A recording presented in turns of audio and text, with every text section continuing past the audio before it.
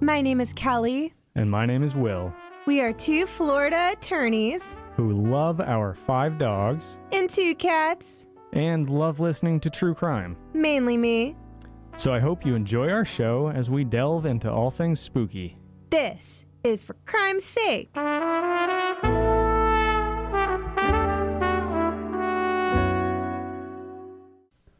Good morning, everyone. I hope everybody is doing well today. We brought Lydia with us to the studio this morning. Lydia is a very elderly dog that we rescued about a year and a half ago. They told us she's probably 12, 13 when we got her, so now 14, 15. And to most of you, you're probably thinking that sounds like a senior dog. But as it turns out, in Chihuahua years, basically she's a puppy. Yes, and for the first 2 months that we brought, Lydia home, she was so nervous that she didn't bark at all. And she was just the sweetest, saddest dog. But now, she barks incessantly. She loves it. It's her thing. And it's funny. Our vet in the beginning, we were worried about that because we thought it's weird that she's not barking. We actually called our vet and said, "Hey, should we be worried about this?" And the vet was like, "No, probably just enjoy it." We didn't enjoy it nearly enough. Oh no, nope. Mm-mm. And I have to say, I always tell anyone, I know it's so tempting to always adopt the puppies. They're energetic, they're playful, they're adorable. But, maybe consider giving a senior dog a chance because first of all, I love my senior dogs. They are so grateful for this second chance and they just want to be cuddled and loved on, and they're just adorable. I love them. And it honestly really has been such a rewarding experience. It really has. They're wonderful. So we posted a picture of Lydia, aka Lids, to our Facebook, Instagram, and website at forcrimesake.com. So Kelly, what's on the docket this week? So this week, I'm thinking about getting started on that French toast casserole so we can test drive it before Easter for Easter brunch, just in case, doesn't turn out well the first time. Yeah. Fun pro tip for people who don't do that. Test run dishes before you serve them to family and friends. It's a great idea and you get to eat good food. Yes, exactly. That's the game plan. What about you? So mine's not technically on the docket for this week because it already happened, but it was fun. That was yesterday. You and I went to Disney World. We got to see the Animal Kingdom. Great. I loved it. It was a blast. We hadn't been in years, and I'll say this. Disney has changed a lot in how it operates certain things. So, if you have been to Disney a lot, maybe you're like us, you live in Florida, we used to go to Disney a lot growing up, that kind of stuff. But it's not like it used to be where you can just show up the day of, get tickets to the park and walk in and maybe get fast passes and stuff. There's a lot of other stuff that goes into it. And mostly it's all run through Disney's app now. So short version is it was a lot of fun. It was a great time. But definitely if you're planning a Disney trip, look into what you're doing ahead of time because it is a little more complicated than it used to be. Oh, yes. Don't save it to the last minute like we did. No, don't.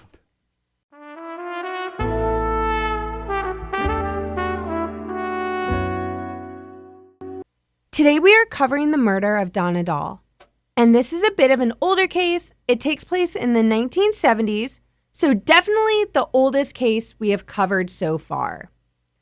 Sources for this episode include Medium.com, Northernstar.info, ChicagoTribune.com, and Dekalb Chronicle. Trigger warning, suicide is discussed in this episode, so if that makes you uncomfortable, this probably isn't the episode for you, so check us out next week. Donna Susan Doll was a 21-year-old student from Brooksfield, Illinois.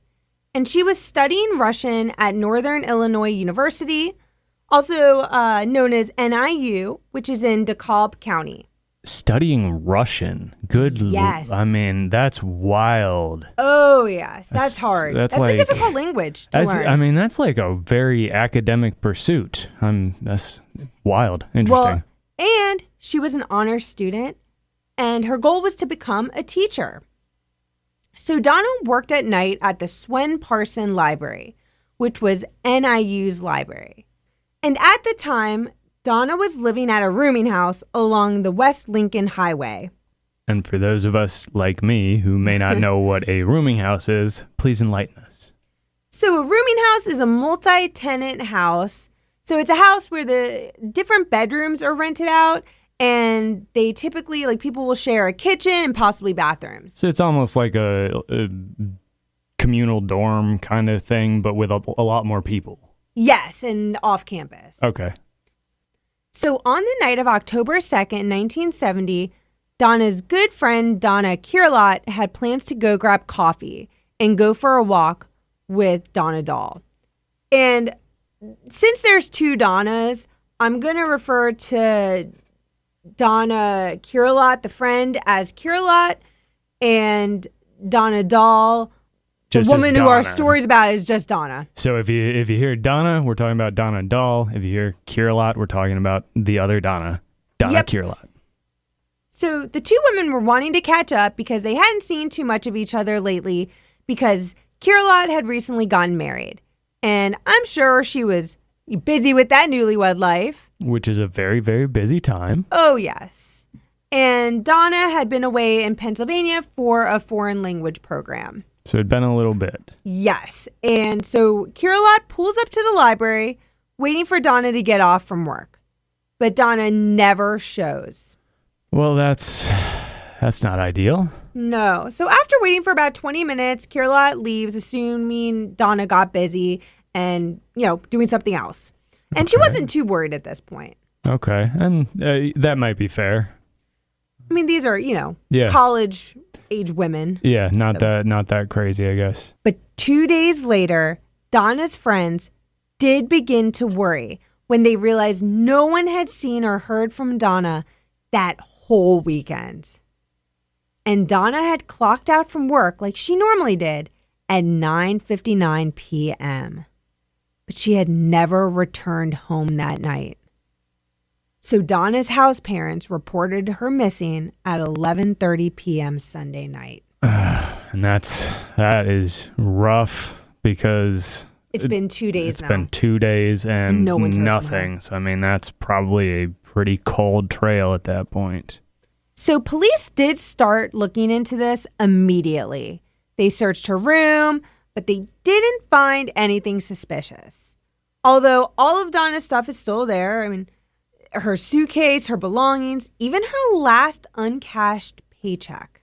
And that right there stands out as such a big problem. I said this in a previous episode, and I'll say it again here. When people don't show up for their money, something's wrong.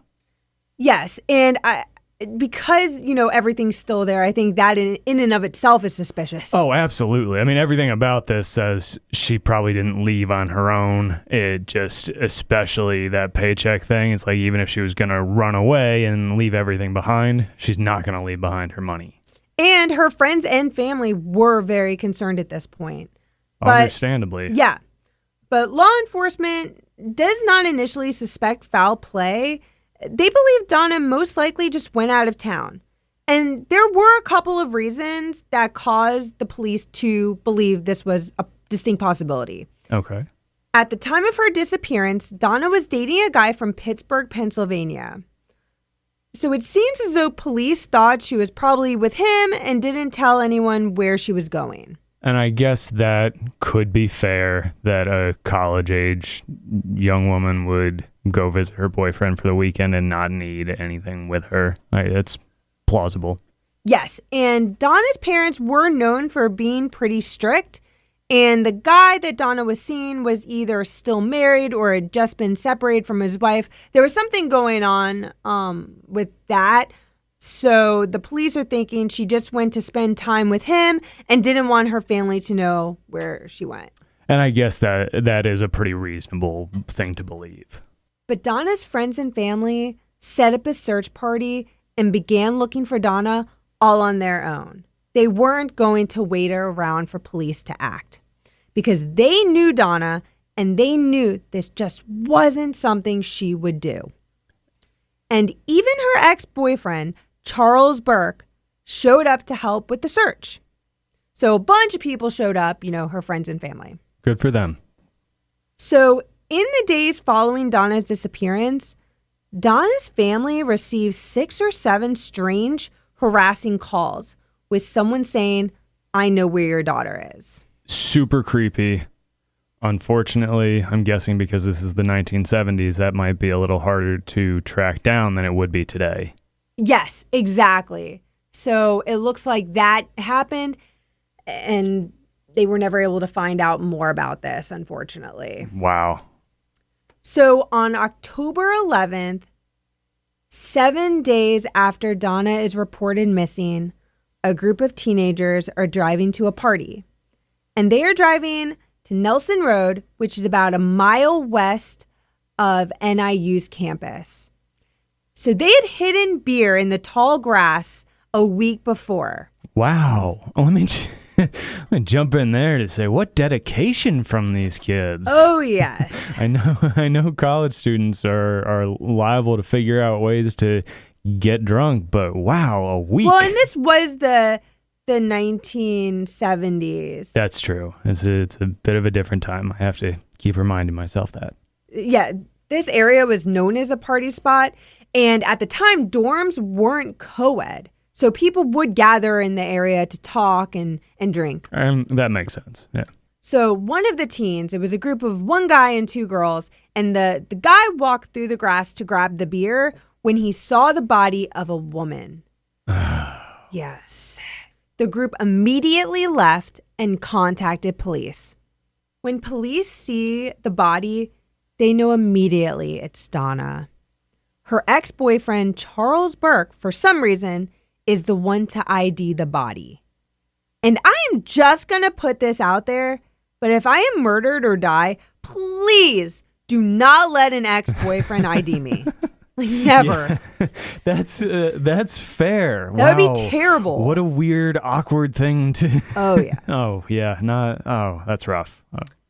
Donna was fully clothed, except she wasn't wearing shoes. And interestingly, she was wearing a different jacket than the one she was last seen wearing, which was a trench coat. And the trench coat, her purse, and her shoes were never found. Really, really odd. Immediately, that makes me start thinking about a robbery gone wrong or gone right. But the shoes, like, do we have any knowledge of what these shoes were? Were they maybe like really expensive shoes that a robber would recognize and take? No, I couldn't find anything about the type of shoes. Odd. And really. sometimes, police don't want to give out all the details that could help. Yeah, it's solve possible this, they know something that that they I'm won't sure they know release. what shoes were yeah, missing. I'm sure they do too. Yeah. Okay, interesting. The autopsy revealed that she had been alive for at least 48 hours after she disappeared. And it was determined that she had been suffocated, but no fibers were found in her airways, which is unusual for a death due to suffocation. Yeah, that is really odd. And so sad she was alive for 48 hours. Yes. Donna didn't have any defensive wounds, which indicated to police that she most likely knew her attacker. Yeah. And this is the most bizarre part. It was discovered that Donna had consumed an inordinate amount of potatoes before her death. Like 5 or 6 pounds worth of potatoes. Yes. What? I mean, that's a lot of potatoes. That's so many potatoes. In 48 hours? In 48 hours, yes. Was someone she knew just force feeding her potatoes before they killed her? I don't know. That's a lot of potatoes. That is weird. And I actually found a picture online of a 5-pound bag of potatoes. And that's the least amount, right? It's 5 to 6 pounds. So it possibly more, which is just wild. So I'm posting a picture of the bag so you can kind of get an idea of what 5 pounds of potatoes looks like. That is nuts. I just, of all the things you could have said right then, I did not expect that her stomach would show 5 to 6 pounds of potatoes. That's nuts. So people in the town want answers. They are scared and don't understand what happened and who would possibly have done this to Donna. They are justifiably upset. Dekalb was known as being a quiet, safe area. It was very rural. Homicides were not a common occurrence. And that's always a really terrifying thing. There's we're in a somewhat small town that used to be a lot smaller, and there was a murder that we'll probably talk about one day, an unsolved crime here, but around this same time. And in small towns like that, it really shakes people up and becomes, almost a legend because it doesn't happen. And it's really unsettling. And that's kind of a hard thing, I think, to recognize if you've never lived in a small town. I mean, Dekalb didn't even have its own morgue. Oh, my goodness. So it's tiny. It was tiny. Wow. That's scary. So from the beginning, police narrow in on a suspect, and it is none other than Donna's ex-boyfriend, Charles Burke. I did have a hunch you were going to say that. Yes. So let's discuss Charles for a minute. He was a graduate student at NIU, and he lived alone in an apartment building close to where Donna's body was found. Not a good look. No, not a strong start for Charles. And I mentioned he was in the search party for Donna, and the group he was in had walked along the railroad tracks looking for Donna, and they had ended their search about a quarter of a mile short of where she was finally found. Now that is suspicious. I mean, we don't obviously know if Charles made the decision to cut her, if it's someone else. We don't, but it is really odd that his search party got that close. And you may be getting to this, but I know this is something we see somewhat often in these cases with people who are missing. It's not uncommon for the perpetrator to involve themselves and be a part of search parties and stuff like that. So exactly. Yeah. So that's weird. That's certainly noteworthy. So Donna was dating Charles when she went to Pennsylvania for the summer for the foreign language program. Okay. So when she was in Pennsylvania, though, she met the guy she was currently seeing, and she told her friend Donna Kirlot that she wanted to break up with Charles for the new guy. Okay, so that could be a motive. Yes. And Kirlot told police that she wasn't a fan of Charles and actually called him a possessive jerk. Wow. Okay, Charles is looking pretty good. But Charles was a pallbearer at Donna's funeral, and she was buried in a pair of earrings he had given her. So apparently, at least at that time, her family wasn't there was suspicious. some closeness there. Interesting. Okay. Police Captain Jim Laban said that they had investigated other people and other possibilities, but there was nothing else. So it's all Charles. Yes, it all comes back to Charles. Wow, that's unusual. Not good. And police did not hide the fact that Charles was their prime suspect. And after news of this spread, Charles tried to commit suicide by slitting his wrists. Okay, I'm going to just say right there, I feel fairly confident we know who did it. Although, I guess, when you have your town turn against you, if you are innocent, that could, and you've lost someone that you did care about, that could be really traumatic. Okay. And that actually is very fair, and I probably jumped too quickly down his throat. But for me, when your ex disappears and then you're part of the search party that doesn't find her body but comes very close, and then you kill yourself or try to kill yourself, it's pretty suspicious. Yes. So Charles went to the hospital, and he ended up being fine, and he was released. But at that point, he did hire an attorney.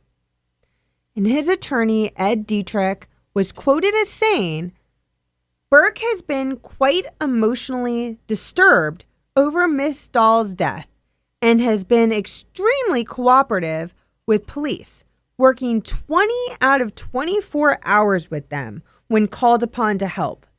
Burke even volunteered to take a polygraph test." Okay. So he's... I don't know if I would have used the phrase emotionally disturbed. Right. But I don't know. I mean, I can understand somebody being upset. And the fact that he's emotionally disturbed does nothing for me as far as his guilt or innocence. Yeah. He could be emotionally disturbed because she was murdered, or he could be emotionally disturbed because he murdered her, or he could have been emotionally disturbed before and then murdered her and continued to be emotionally disturbed. And the fact that, he mentions that Charles volunteered to take a polygraph test, but I'd be curious to know if that actually happened and what the results were. Yeah, I would be curious about that as well. And that's where we're left. Donna's murder remains unsolved almost 53 years later. That is heartbreaking. After all of this time, one suspect, Yep, and still not solved. No answers. That's terrible. So sad. So this leads us to theories. First one, I guess, would be you have to mention the boyfriend in Pennsylvania. Even though he's not considered a suspect by police, he obviously there was something going on, whether he was married or recently separated. There could be a motive potentially there. I was just going to say, if he was either ending a marriage or maybe, it's always possible he wasn't totally honest about that. Or maybe the marriage had just ended but didn't end well and there was still some stuff going on. That could absolutely be a motive. But he did live in Pennsylvania, which is pretty far, and there's nothing to indicate that he was in Dekalb at the time. That's fair. And if law enforcement has told us, which they have, that they looked at other possibilities, but, clearly they didn't decide this guy was a reasonable suspect, so we can probably safely discount him. The next person we have to discuss is Charles Burke. He has been the number one suspect of police, and he still remains that. He did involve himself in the case, which you mentioned. That's, a lot of times that happens in these investigations. But to be fair, that's not like a random person who involved themselves. He did have a relationship with her. And I guess it cuts both ways, because then you could say, well, if he didn't participate, maybe that's weird. Why didn't he participate? Exactly.